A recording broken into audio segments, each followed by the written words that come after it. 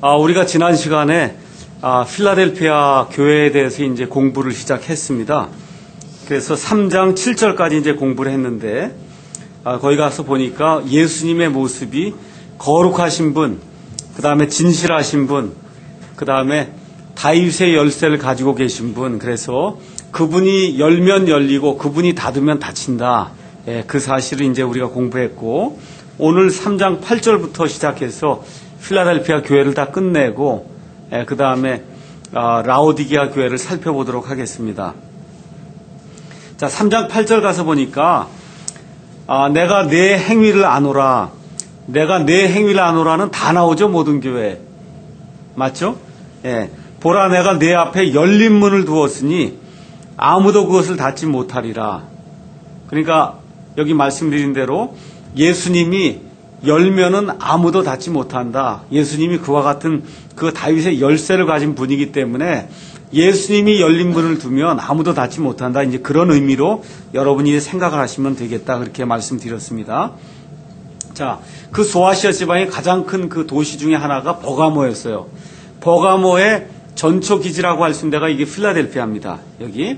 그러니까 필라델피아가 이렇게 있을 때 필라델피아 교회를 향해서 내가 열린 문을 두었다라고 이야기할 때에는 필라델피아를 여러분이 그 지역 지도를 가서 보시면 알겠지만 오른쪽으로도 복음을 전할 수 있는 그러한 계기가 있었고 필라델피아의 왼쪽으로도 복음을 전할 수 있는 그러한 계기를 필라델피아가 가지고 있었습니다. 자, 그래서 이와 같은 그 복음 선포라고 하는 그런 측면에서 열린 문을 두었다고 지금 예수님이 말씀하고 있습니다. 여기 성경에 가서 보면 문을 연다고 하는 그러한 그 대목이 몇 군데 나오는데요. 문을 여는 거 가서 보면 꼭 복음 선포하고 상관이 있습니다. 한번 가서 보겠습니다. 사도행전 14장 27절 가서 보시죠. 사도행전 14장 27절에 가서 보시면은 바울과 바나바와 그 일행들이 선교여행을 1차 선교여행을 이제 마치고 돌아오는 그러한 그 대목이 나오는데 그 27절에 가서 보면 그들이 도착하여 교회를 함께 모아 하나님께서 자기들과 함께 행하신 모든 일과 또 그분께서 이방인들에게 믿음의 문을 열어주신 것을 되풀이하여 말했다. 문을 열어줬다. 그렇게 이야기할 때는 선교와 아니면 복음 전도하고 이제 관계가 있습니다. 그 다음 하나만 더 보겠습니다. 고린도전서 16장 9절에 있는 말씀 보겠습니다. 거기도 이제 사도 바울의 글이 나오는데 8절 보면은 그러나 내가 오순절까지 에베소에 머물고자 함은 크고 효력 있는 문이 내게 열려 있고 대적들도 많이 있기 때문이다. 그 뭐 하는 문이에요? 복음 선포하는 그런 문이죠. 맞죠? 그래서 여기 말고도 또 몇 군데가 더 나오는데 고린도후서 2장 12절 이런 데도 나오니까 여러분께서 나중에 열린 문이 무엇인가 이거는 한번 가셔서 살펴보시기 바랍니다. 그래서 여기서 열린 문이라고 하는 건 필라델피아라고 하는 그 도시의 오른쪽과 왼쪽에 복음을 선포할 수 있는 그와 같은 지역이 많이 있었다는 겁니다. 그래서 복음 선포할 수 있는 그와 같은 계기를 예수님께서 허락해 주셔서 근데 그 문을 닫을 수 있다는 거예요? 없다는 거예요? 닫을 수 없다. 그렇게 이제 이야기를 하고 있습니다. 근데 여기 가서 보니까 필라델피아 교회의 특징이 나오는데 필라델피아 교회는 8절에 가서 보니까 내가 적은 힘을 가지고도 내 말을 지키면 내 이름을 부인하지 아니하였도다. 지금 이렇게 이야기가 되거든요. 그럼 필라델피아 교회가 큰 교회였던 것 같아요? 작은 교회였던 것 같아요? 필라델피아 교회는 교회 자체는 그리 크지 않았습니다.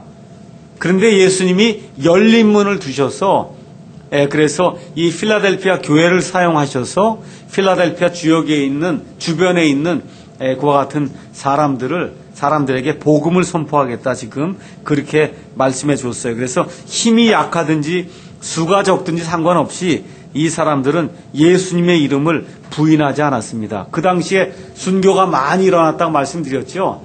근데 이 필라델피아 교회 그 성도들은 이 순교하는 그런 지경에까지 이르렀을지라도 예수님의 이름을 부인하지 아니하였다. 예수님이 그렇게 칭찬해 주고 있습니다. 그 다음에 3장 9절에 가서 보니까 또 지난번에 서마나 교회와 마찬가지 그 구절이 나와요. 사탄의 회당에 속한 자들이 있는데 그들은 어떤 자들이라 그래요? 스스로 유대인이라고 하는데 유대인이 아닌 자들. 아시겠죠? 지금식으로 얘기하면 누구라 그랬어요? 여호와의 증인이나 아니면 안식교인들. 맞죠? 예, 안식교인들. 지금 다 이방인이면서 다 구약시대에 이 유대인들이 지켜야 될 그런 모든 걸 자기가 다 지킨다고 하면서 유대인 흉내를 내거든요.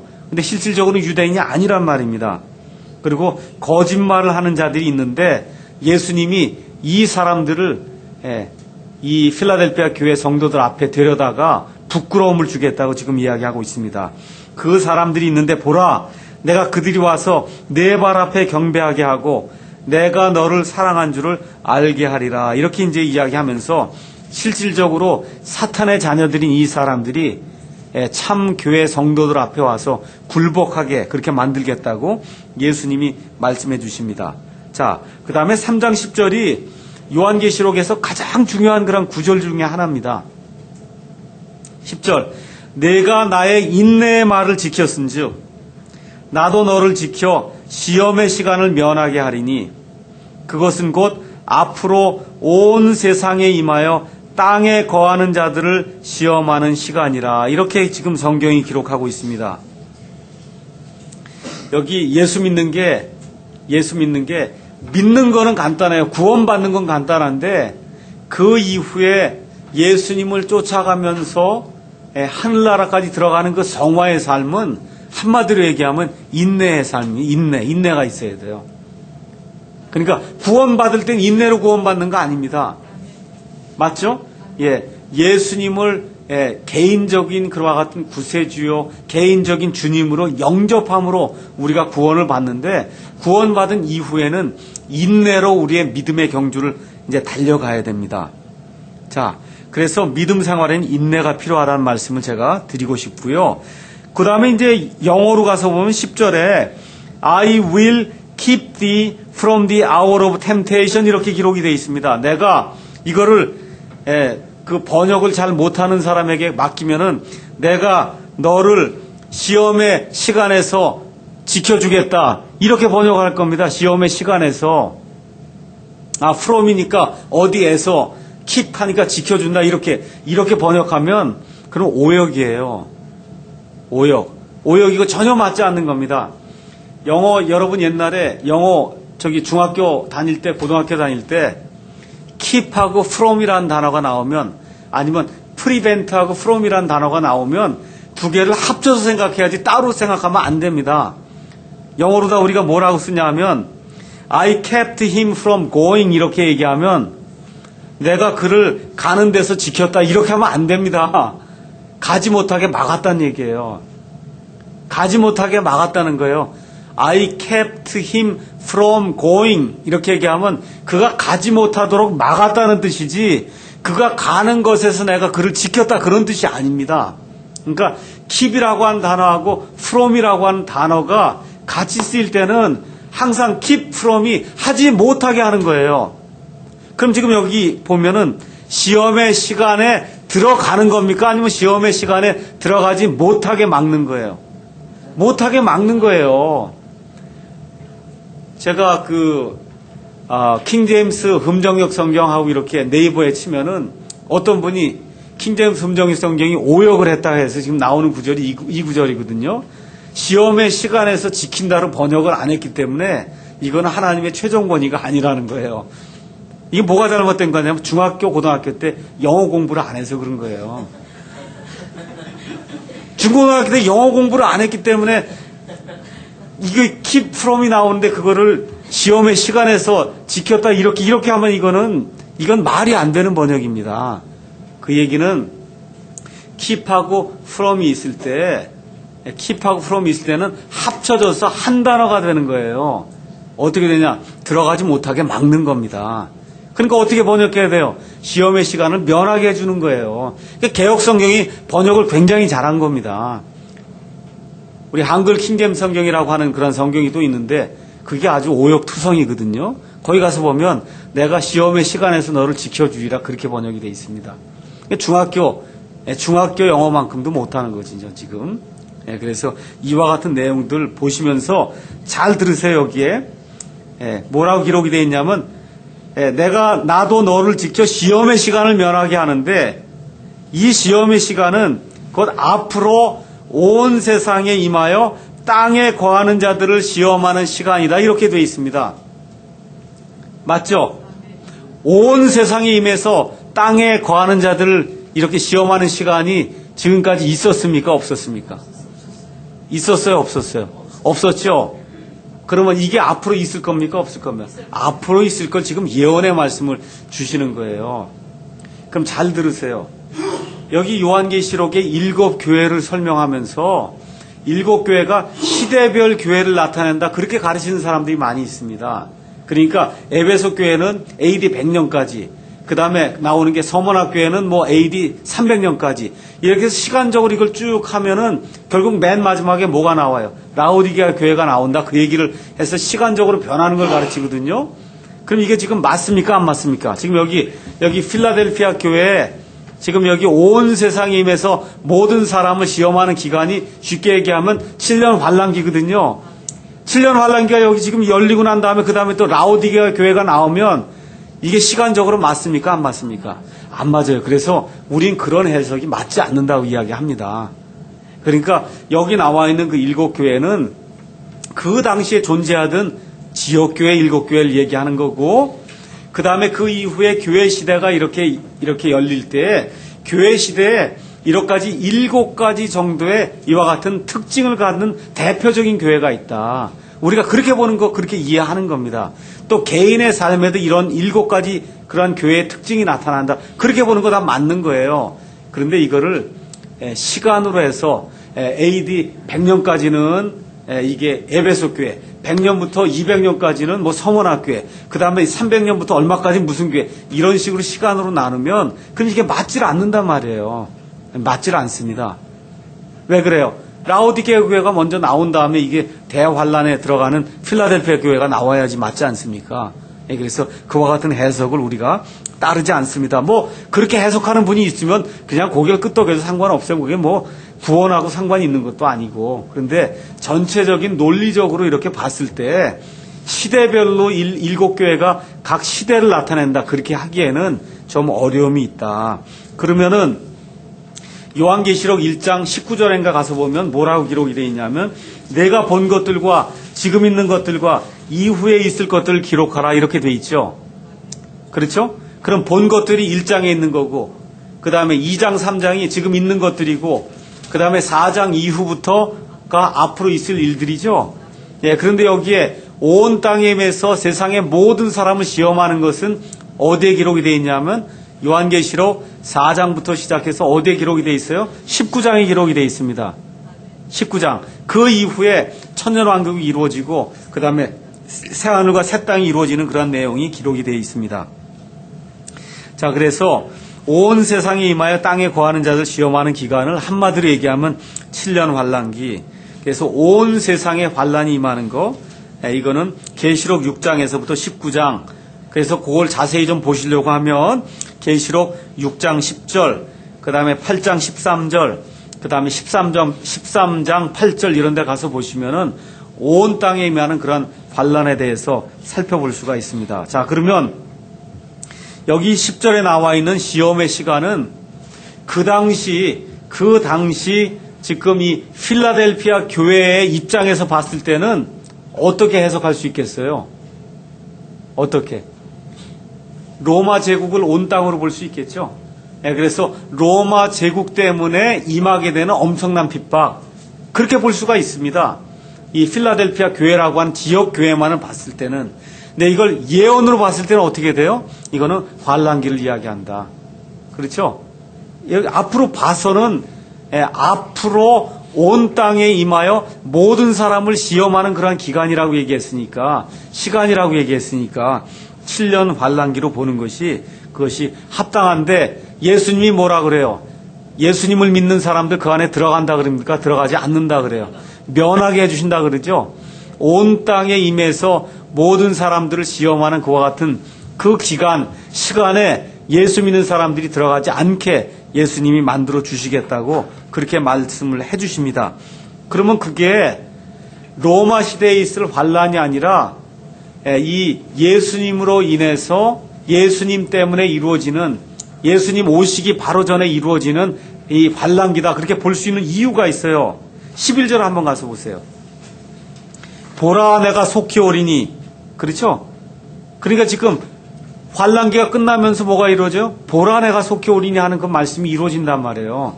예, 그래서 앞뒤 문맥을 이렇게 가서 봤을 때는 7년 환란기를 가리키는 것이 더 합당하다, 이렇게 이제 우리가 볼 수가 있습니다. 예, 그래서 교회는 결코 환란을 통과하지 않습니다. 제가 말씀드리는 환란은 7년 환란기, 아시겠죠? 그럼 저와 여러분 환란 통과합니까, 안 합니까? 일반적인 환란. 일반적인 환란이 있어요, 없어요, 우리에게? 있어요. 예수 믿으면서 핍박받고 환란 받는 것은 얼마든지 있어요. 근데 지금 여기 나와 있는 것처럼 앞으로 온 땅에 임해서 모든 사람을 시험하는 이런 시간입니까, 아닙니까? 그런 것은 우리 안 들어간다, 그 얘기예요. 아시겠죠? 예, 데살로니가 전서 5장 19절 잠깐 보겠습니다. 데살로니가 전서 5장 19절. 거기 가서 보면은 5장 9절 가서 보면, 하나님께서는 우리를 진노에 이르도록 정하지 아니하시고 우리 주 예수 그리스도로 말미암아 구원을 받도록 정하셨느니라. 진노에서 구원받도록 정하셨다는 얘기예요.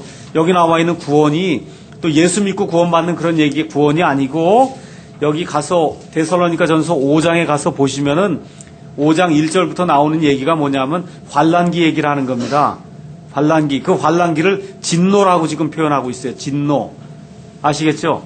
근데 거기에서 구원을 받도록 하나님이 정해 놓으셨다는 겁니다. 그래서 환란기에 우리가 들어가지 않고, 그래서 예수 그리스도로 말미암아 구원을 받도록 하나님께서 우리를 정해 놓으셨다 그랬어요. 정해 놓는 게 이 단어가 뭐냐면 의사하고 약속 정하는 걸 영어 단어로 어포인먼트를 했다 그래요. 어포인먼트. 아시겠죠? 근데 예수님으로 말미암아 하나님이 그런 진노를 받지 않고 진노에서 구원을 받도록 그렇게 약속해 놓으셨다는 거예요. 그런 뜻입니다. 어포인트란 단어를 썼어요, 여기에. 자, 그래서 계시록의 7교회는 시대에 따른 교회의 변화를 나타내지 않습니다. 그렇게 주장해도 뭐 그렇게 동의할 수 있습니다. 그렇지만 앞뒤 문맥상 이런 걸 봤을 때, 그러면 7년 환란기가 끝난 이후에, 7년 환란기가 끝난 이후에는 교회는 더 이상 안 나와야 되는데, 또 무슨 교회가 지금 남아있어요, 아직? 라오디게아가 남아있잖아요. 그렇기 때문에 시대별로 이렇게 구분하는 것은 그건 좀 맞지 않는다. 필라델피아 교회 다음에 라오디게아 교회가 남아있다. 그 내용을 저와 여러분이 기억하면 좋겠습니다. 3장 이제 11절에 예수님의 권고의 말씀이 이제 나오죠. 보라, 내가 속히 오리니 내가 가진 그것을 굳게 붙잡아 아무도 내 관을 빼앗지 못하게 하라. 여기 나오는 관도 월궤관 같은 거다. 이제 그렇게 말씀을 드렸습니다. 디모데후서 4장 8절 한번 가서 잠깐 보시죠. 디모데후서 4장 8절 가서 보시면은 7절에 내가 선한 싸움을 싸우고 나의 달려갈 길을 마치고 믿음을 지켰은즉 이후로는 나를 위하여 의의 관이 예비되어 있나니, 주 곧 의로우신 심판자께서 그날에 그것을 내게 주실 것이요 내게만 아니라 그분의 나타나심을 사랑하는 모든 자들에게도 주시리라. 자, 그 다음에 3장 12절 가서 보니까 이기는 자는 내가 내 하나님의 성전에서 기둥이 되게 하리니 그가 다시는 나가지 아니하리라. 이렇게 이제 되어 있습니다. 기둥이 되는 것은 옛날에는 이게 다 로마 시대의 그런 풍습이거든요. 옛날에는 이렇게 그 개선 장군이 이제 부르지 않습니까? 싸움을 하고 이기는 그런 그 싸움을 이기고 이제 장군이 들어오면은 그럼 커다란 기둥을 세워줬어요. 그 사람이 이름을 써갖고. 아시겠죠? 그게 풍습이에요, 그게. 그러니까 지금 여기 필라델피아 교회 성도들에게 이런 편지를 써서 거기 뭐라고 써 있냐면 기둥이 되게 하겠다 이렇게 얘기할 때는 이 사람들이 머릿속에 뭘 생각하는 거예요? 개선 장군. 승리하는 사람. 아시겠죠? 이런 걸 머릿속으로 지금 생각하는 거예요. 로마 시대의 그런 풍습을 따라서. 그가 다시는 나가지 아니하리라. 항상 거기 있는다는 겁니다. 기둥이 되니까 기둥이 어디 옮겨지겠어요? 그냥 그대로 남아있는 거죠.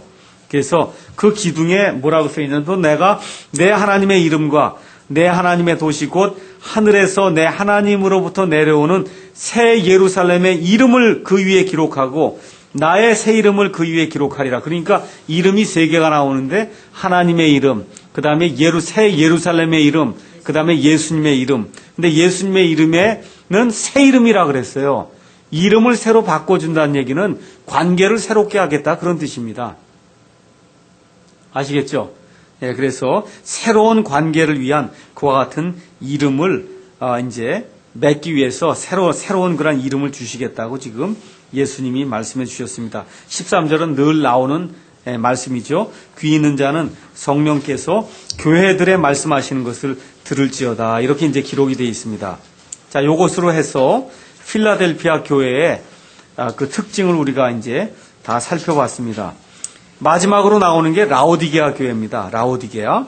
이게 3장 14절부터 이제 22절까지 나오는데, 라오디게아 교회의 이 특징을 설명하기 전에 라오디게아라고 하는 그 도시가 어떤 도시였나, 이걸 알면은 여러분이 금방, 이 말씀을 받은 사람이 이 서신을 받았을 때 이런 얘기를 들었을 때는 이게 어떻게 다가왔겠구나, 여러분이 금방 이해할 겁니다.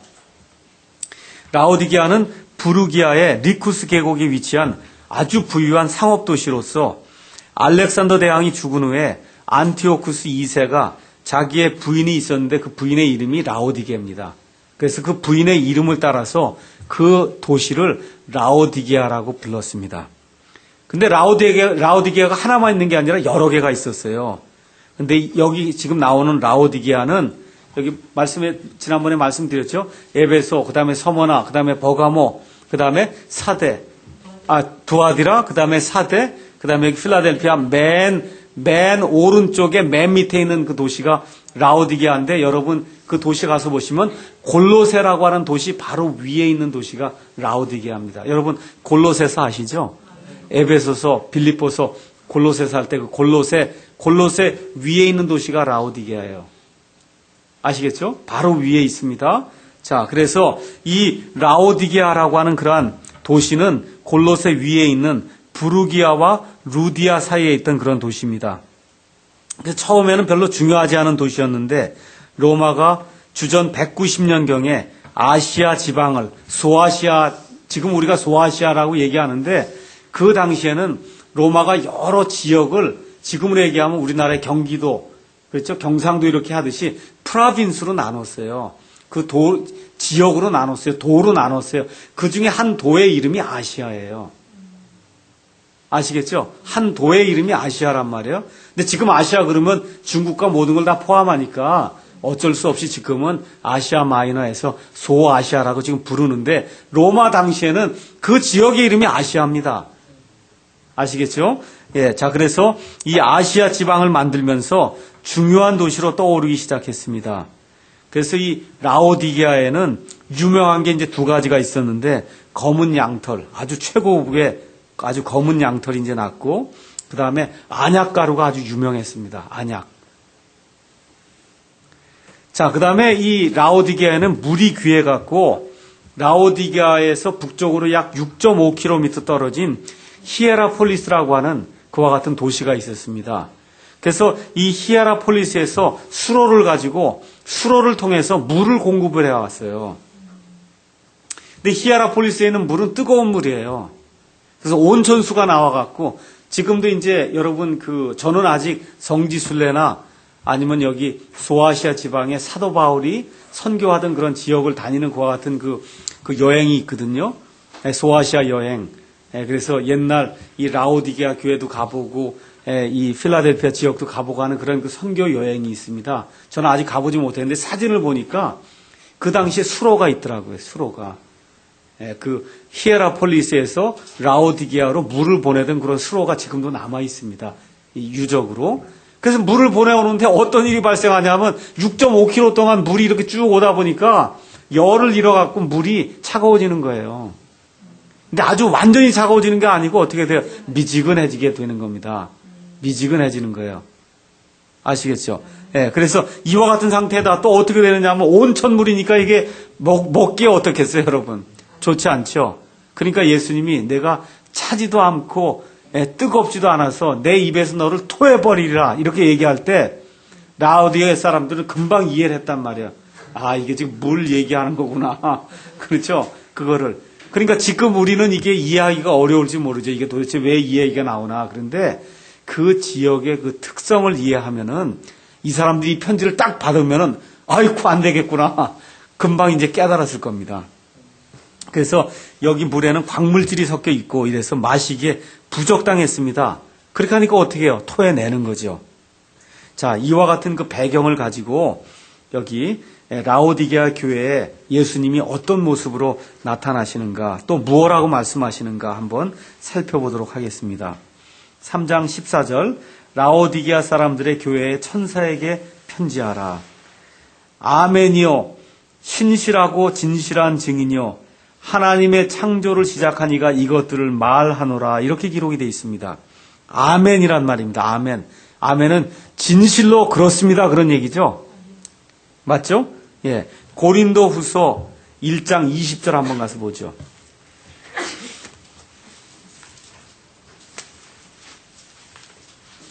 고린도 후서 1장 20절 가서 보니까 뭐라고 쓰여 있냐면 하나님의 모든 약속은 그분 안에서 예가 되고 그분 안에서 아멘이 되어 우리를 통해 하나님의 영광이 되느니라. 지금 이렇게 기록이 되어 있습니다.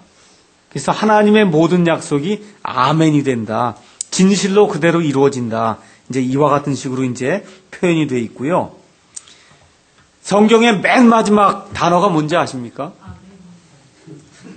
성경의 맨 마지막 단어, 요한계시록 22장 21절에도 맨 마지막에 가서 보시면 우리 주 예수 그리스도의 은혜가 너희 모두와 함께 있을지어다. 아멘 하고 끝나고 있습니다. 아멘. 자, 그래서 이 아멘이라고 하는 거, 이 말을 왜 했는가 지금 이제 좀 이따 이제 설명을 드리겠습니다. 예수님이 나는 아멘이다 지금 얘기하는 거예요. 나는 진실한 자다 지금 그렇게 이야기하는 겁니다.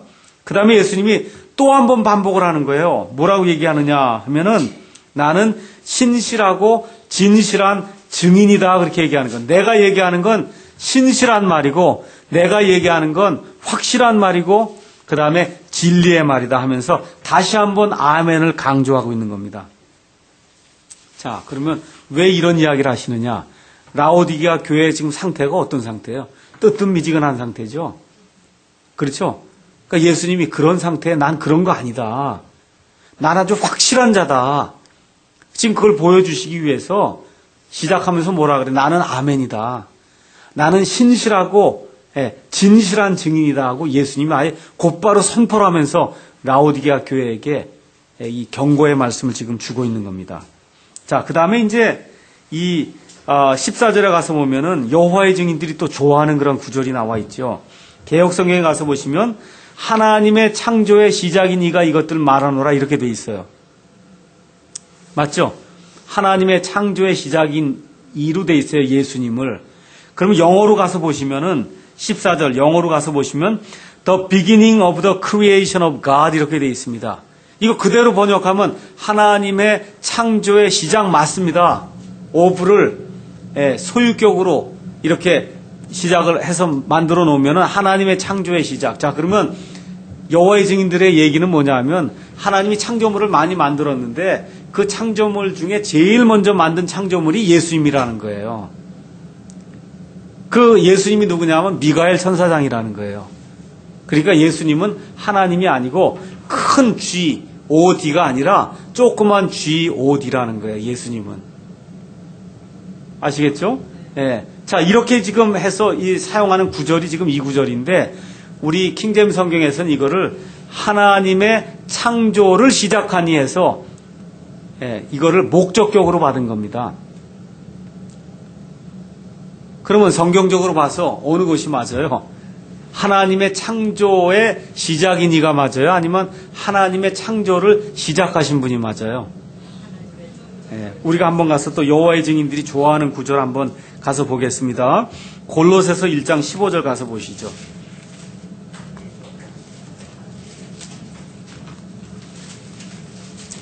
골로새서 1장 15절 가서 보시면은 한 구절만 딱 떼서 보면은 여호와의 증인들의 얘기가 맞습니다. 15절 가서 볼게요. 그분은 예수님입니다. 그분께서는 보이지 아니한 하나님의 형상이시오 모든 창조물의 처음 난 자이시니, 여기도 영어로 가서 보시면은 the firstborn of every creature 이렇게 돼 있는데 원래 이것도 번역을 어떻게 해야 되냐면 그 of를 목적격으로 번역해야 원래 맞습니다. 그러니까 뭐냐면 모든 창조물을 처음 나게 하신 분 이렇게 해야 원래 맞는 얘기예요. 근데 여기는 그렇게 번역을 안 해도 괜찮아요. 왜 그러냐면 설명이 그 다음에 나와요. 16절 읽어보세요. 뭐라고 썼어요? 이는 왜냐하면 그분에 의해 모든 것이 창조되었기 때문이라 이렇게 돼 있단 말이에요. 그럼 예수님이 창조된 분이란 얘기입니까? 아니죠. 모든 것을 창조하신 분이라고 지금 여기서 설명을 해주고 있기 때문에 여기에는 그대로 모든 창조물의 처음 난 자라고 그렇게 번역을 해도 그 다음 구절이 그걸 설명을 해주고 있기 때문에 아무 문제가 없습니다. 그러니까 여호와의 증인은 어디만 들고 온다고요? 15절만 들고 오는 거예요. 15절만. 그럼 여러분이 어떻게 하면 돼요? 그래 15절의 뜻이 16절에 있다 이렇게 보여주면 되는 거예요. 맞죠? 15절의 뜻이 16절에 있는 거예요. 모든 창조물의 처음 난 자가 무슨 뜻이냐 하면 왜냐하면 그분에 의해 모든 것이 창조되었기 때문이라니까 예수님이 모든 것을 창조하신 분이라고 하는 그러한 이유가 지금 이 안에 나와 있는 겁니다. 그래서 여기 요한계시록 3장 14절에 나와 있는 그 말씀도 하나님의 창조를 시작하니 해서 이게 목적격으로 이렇게 보는 것이 합당하다. 여러분 Fear of God이라는 얘기가 있어요. Fear of God. 하나님의 두려움. 너희 속에 하나님의 두려움을 가져라. 이게 원래 이렇게 하면 안 되고 Fear of God 일 때는 하나님을 두려워하라는 뜻이에요.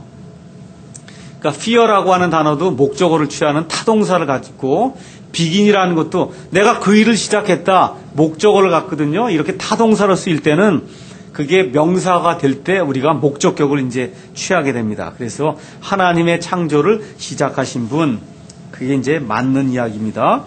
자, 그 다음에 15절로 넘어가겠어요. 내가 내 행위를 아노니 내가 차지도 아니하고 뜨겁지도 아니하도다. 여기도 지금 라오디게아 교회에도 칭찬은 없어요.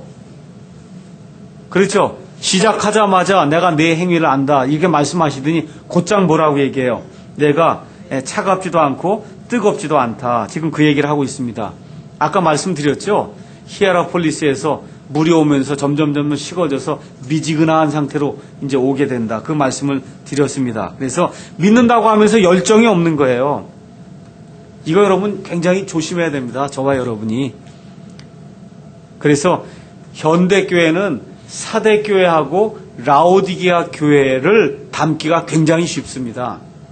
가장 큰 이유가 뭐냐? 핍박이 없다는 거예요. 먹고 사는데 어려움이 거의 없습니다.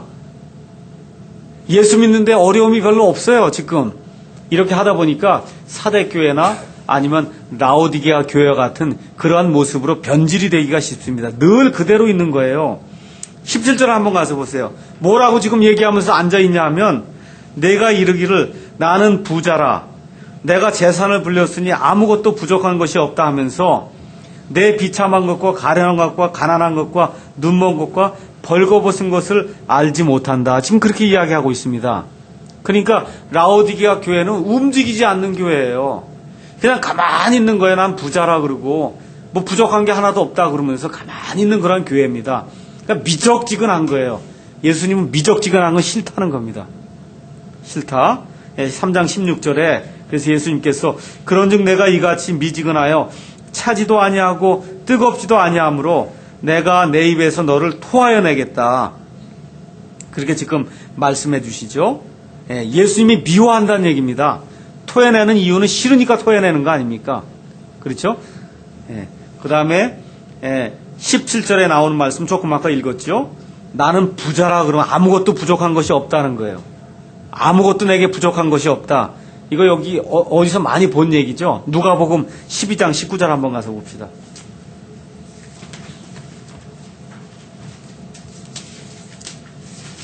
누가복음 12장 19절 거기 가서 보시면은 12장 13절부터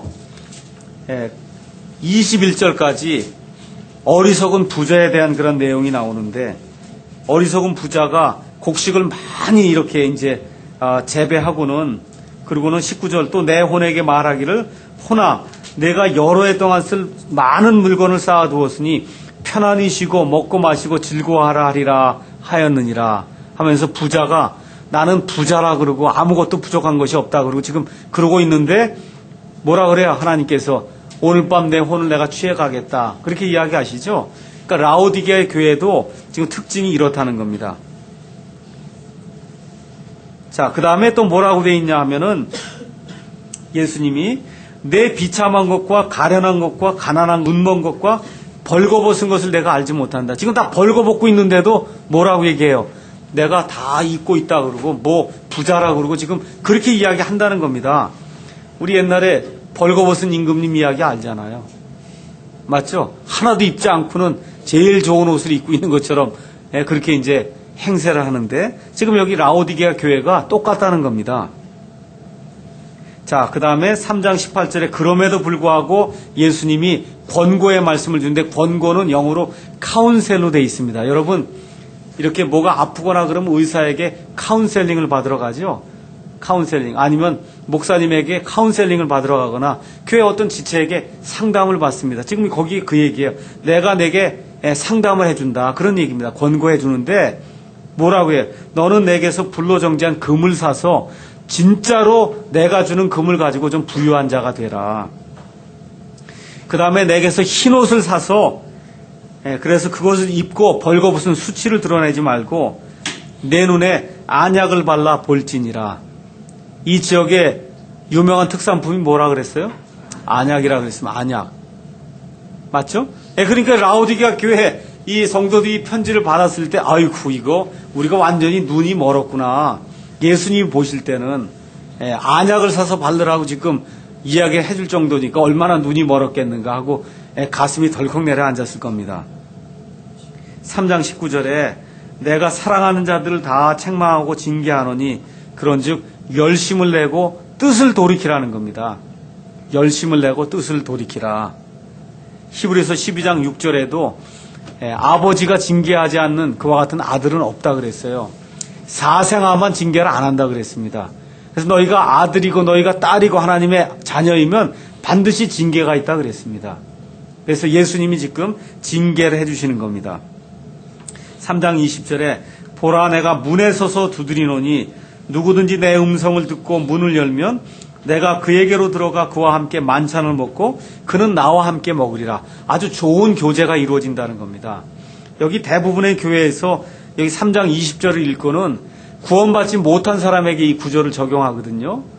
근데 지금 여기 이거 누구에게 주는 글이에요? 라오디게아 교회에게 지금 주는 거예요. 아시겠죠? 그렇게 되니까 교회가 지금 이 문제에 처해 있는 겁니다. 그러니까 여기 나와 있는 그 말씀을 적용을 할 때 실질적으로 이게 어디에 적용이 되냐면 교회 성도들 가운데 뜨뜻미지근한 사람에게 이 말씀이 지금 적용이 되는 겁니다. 1차적으로. 또 그걸 가지고 뭐 믿지 않는 사람에게 적용해도 그렇게 뭐 틀렸다 얘기할 수는 없어요. 근데 1차적인 적용은 교회 다닌다고 하고 예수님을 믿는다고 하고 영접을 했다고 하는데 뜨뜻미지근한 그런 신앙을 가진 사람, 이 사람에게 이와 같은 말씀이 적용이 된다. 자, 그 다음에 이제 이기는 자에게는 나 역시 이긴 뒤에 내 아버지와 함께 그분의 왕좌에 앉게 된 것 같이 내 왕좌에 나와 함께 앉는 것을 내가 허락하리라. 그래서 아버지의 왕좌에 예수님이 앉게 된 것 같이 예수님이 예수님의 그 승리의 그 기쁨을 이 사람들과 함께 나누겠다고 지금 말씀해 주십니다. 마지막으로 귀 있는 자는 성령께서 교회들의 말씀하시는 것을 들을지어다 이렇게 기록이 되어 있습니다. 자, 이제 이 모든 것을 정리를 하겠습니다. 이 7교회를 공부했는데 이 7교회를 공부하면서 저와 여러분이 내 자신에게 이걸 적용해서 내 자신을 돌이키는 것이 가장 중요합니다. 에베소 교회의 특징은 뭐라 그랬어요?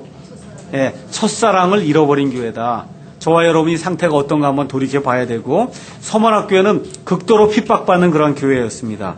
그 다음에 버가목 교회는 우상 숭배하고 음행하는 그런 교회였고, 니골라 당이라고 하는 그런 당이 있었는데 예수님이 그걸 미워한다고 이야기했죠. 두아디라 교회도 역시 우상 숭배와 음행을 하던 그와 같은 교회였는데 거기에는 이세벨이라고 하는 여자가 있었습니다. 났죠? 그 다음에 사대교회는 죽은 교회. 이게 아주 굉장히 나쁜 겁니다. 죽은 교회. 필라델피아 교회는 신실한 교회. 여기에 특징이 뭐냐면 교회는 환난기에 들어가지 않는다고 하는 겁니다. 예수님께서 지켜주시겠다고 약속을 해주셨습니다. 라오디게아 교회는 미지근한 교회. 그래서 주님이 입에서 토해내는 그런 교회라고 이야기했습니다. 근데 전체적으로 가서 보니까 모든 교회에게 예수님이 어때요? 다시 한번 돌이킬 수 있는 기회를 주시죠. 그래서 저와 여러분이 이 사실을 기억하고 우리 삶 속에서 잘못된 그런 부분이 있으면 빨리 돌이켜서 예수님께로 나아가서 예수님이 기뻐하시는 그런 신앙생활을 했으면 좋겠습니다. 마치도록 하겠습니다.